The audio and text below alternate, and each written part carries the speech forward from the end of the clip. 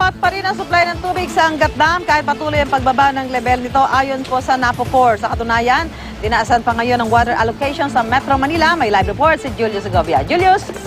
Susan, kinumpirma ng NAPO4 na tinaasan ng National Water Resources Board o NWRB ang water allocation sa Metro Manila mula sa 42 cubic meter per second. Ginawa na itong 43 CMS ng NWRB simula ngayong araw hanggang June 4 o kabuang 15 araw. Ayon kay NAPO4 President Gladys Cruz Santarita, sapat naman daw ang supply sa Angat Dam kahit papatuloy itong bumababa. Kanina alas 6 ng umaga, Susan, nakitala sa 177.20 meter above sea level ang tubig sa dam. Mas mababa ito sa kumpara sa naitala na 177.44 meters na inabot kahapon.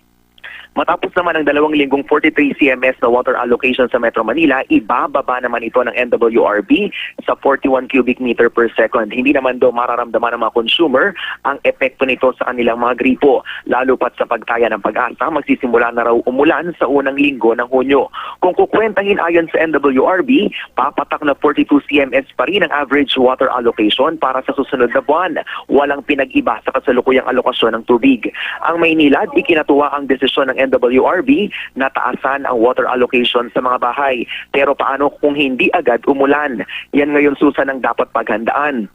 Ang Manila Water, bagaman 24 oras pa rin ang water supply, posible naman daw na hinaan nila ang pressure kapag off-peak o tuwing madaling araw kung kailan kaunti ang kumukonsumo. Paraan daw ito para hindi agad maubos ang reserbang tubig. Hindi pa rin naman nagkukulang sa paalala ng mga otoridad na ugaliin pa rin ang water conservation para maiwasan ang pinangambahang kakulangan sa supply ng tubig. Yan mo ng latest, balik sa iyo, Susan. So, Julius, Yes, Susan.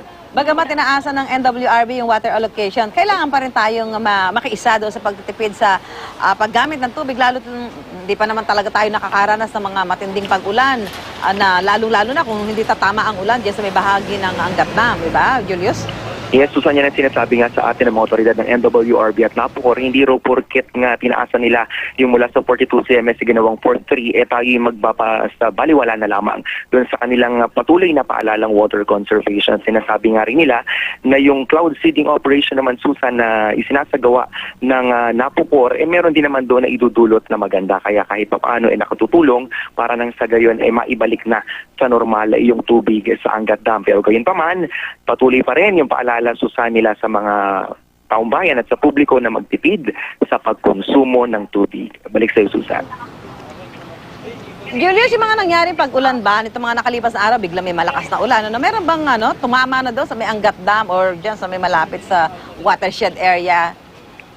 Actually, ang sinasabi sa atin kanina, Susan, ng NAPO4, kahit papaano nakatulong daw ito para hindi mas malaki yung ibaba ng tubig doon sa Angat Dam. Dahil kung dati raw, nasa 30 hanggang 32 TMS yung bumababa dito nga sa tubig sa Angat Dam. Ito daw naging 24 CM na lang ang ibinaba kanina. So sinasabi nila na yung daw localized thunderstorm na nararanasan sa ilang bahagi ng Metro Manila kahit papaano bumabagsak naman daw doon sa watershed sa Angat Dam. At nakatulong din naman daw, Susan, yung cloud seeding operations na isinagawa noong 1 linggo at patuloy pa rin daw itong gagawin, lalo pat sa mga panahon ngayon meron naman daw seedable cloud. Kaya kahit pa paano talagang uulan sa bahaging yon ng Angat Dam. Susan?